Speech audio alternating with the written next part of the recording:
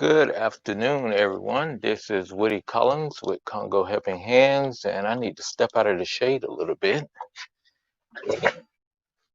So, uh, good to see everybody today, and hope you're having a beautiful Saturday. As you can see, we got sunshine here in the Midwest and Indianapolis, and it is much cooler, about 20 degrees colder than it was yesterday. However, it is another good day. And so we have another episode, our 104th episode of talking about Congo. And so I'm glad that see everybody here. I can't believe it. I was so busy, did not realize that we were already past 100 episodes. So we're starting for the next 100, and we will continue doing this until we can't do it anymore. Okay, we have two good subjects that we want to talk about today.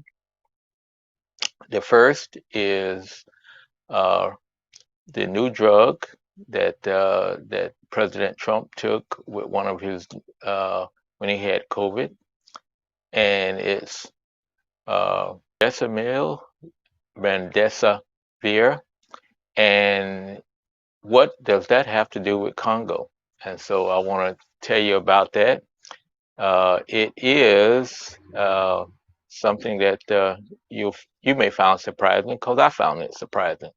And the second item that we're going to talk about is rapid testing is gearing up to start in the Africa, sub-Saharan Africa, because if you've been following the statistics, they are very low in the number of COVID cases, and also uh, the number of positive cases. So let's go ahead and talk about the drug. Uh, the connection with Congo is that the company, uh, when they originally developed this, they developed it a few years back during the height of the Ebola virus that was going on uh, in Western Africa, Liberia, Sierra Leone, and those areas when it first came out.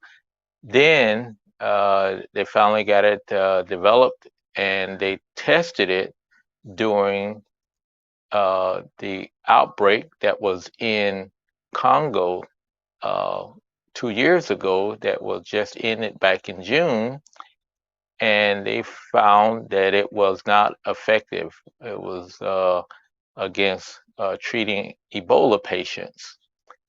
So anyway, Ebola is a virus that attacks your body.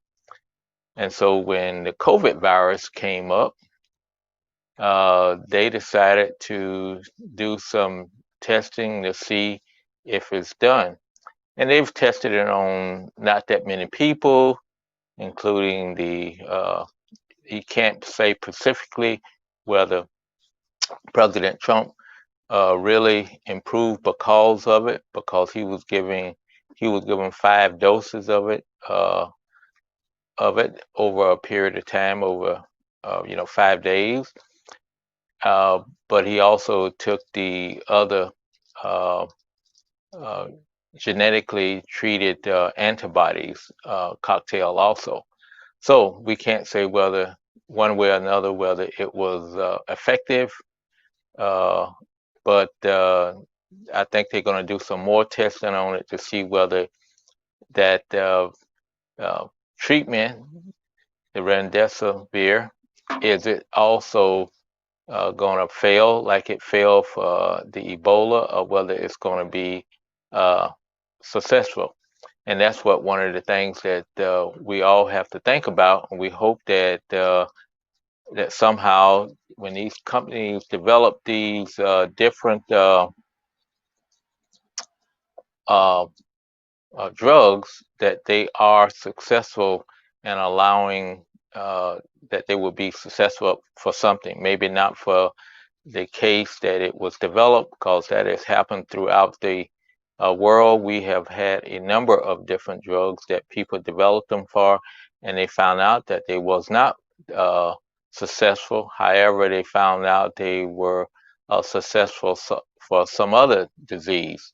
So, that's a good thing, and we hope that the medical industry still continually develop these things because, as we saw, I think smallpox was actually one of the diseases where uh, the, the the treatment that they finally used for smallpox was actually developed for something else, but it proved to be successful against it. I may be wrong on that, but I think that's what I had read before.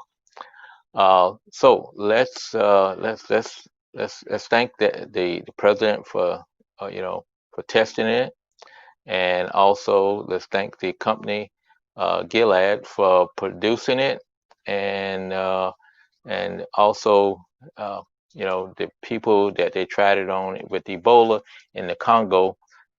It did not work out well, but at least guess some of the phase 3 testing of it didn't kill anybody. They knew it wasn't successful against the disease, but it wasn't detrimental to anybody. So one of the things now we'll talk about, and let me move this camera because I don't like how dark everything is getting to be, and I'm still not in in the sun, but I have to work about that tomorrow. But the WHO and everybody has been working on some rapid testing. We have rapid testing here that we can do testing where we do the antigen testing and we can get positive results within a short period of time. Some is either as short as 30 minutes, some will be a little longer, but that would be fantastic if we had that to actually test people. And they're looking at actually when you're in a rural setting, you can do this test and get a results back, because in the Congo, they have to test, test, they do the swab and they send it all the way to Kinshasa. And as I've said on many occasions before, there is no direct way to get things back to Kinshasa. You have to, get it on a plane and fly it back. And then in the case of Kananga, which is a major town, even Bujumbura, that's a major town, and most of the major areas have flights. But those flights are not every day. So there may be 2 or 3 a week.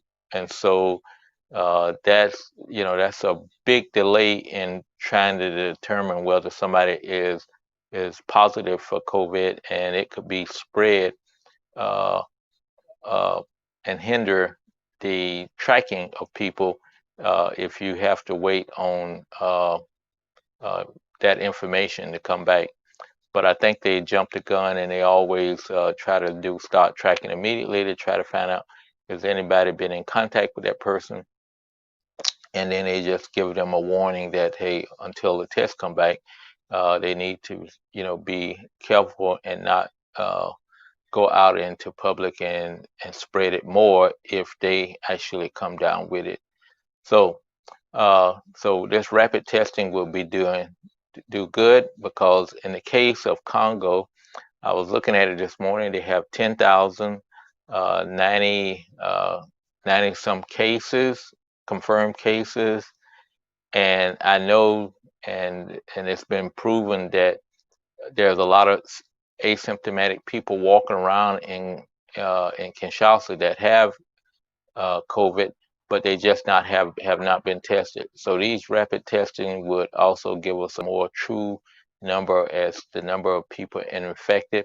And also, contrary to our belief here some people believe here in the United States, if you can track it, say if you go out and do a number of tests, 100 tests, and 5% of them come back positive, that gives you an estimate of how many people could potentially be infected.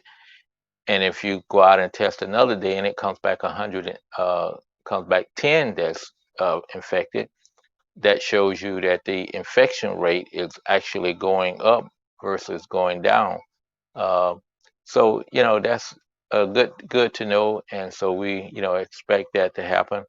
And I would like to see it on a personal basis that they start doing more testing in the Congo, because then I would feel a lot safer about going back there. Right now is I know that the numbers that they're producing is not representative of what's actually there, and so being in that high risk group, it's I don't think it's worth it to go back there now. So anyway, hope you enjoyed today's uh, topics on the drug remdesivir. And we hope that you now understand uh, that when these companies are responding to emergency, there may be some uh, secondary benefit from them producing drugs to take care of those things. So that's definitely a secondary benefit if it proves to be effective against COVID-19. And also, uh, just as we do rapid testing here, rapid testing, would be absolutely great in the Congo. So I will close out today, this 104th telecast, uh, by saying, take care of yourself, take care of your family, be safe, wash your hands, and also be blessed. So wash your hands and wear that mask. I forgot to say, wear your mask. So uh, we all want to be as safe as possible. And finally, I ask you, if you enjoying these, drop in a question that you may have. And I see that I have a comment. That comment is from Joseph Kaime. Thank you for the sharing. Okay, and thank you, Joseph, for coming in and uh, and visiting with us today. And hope you'll be back tomorrow. And then please invite some more of your friends. Share the.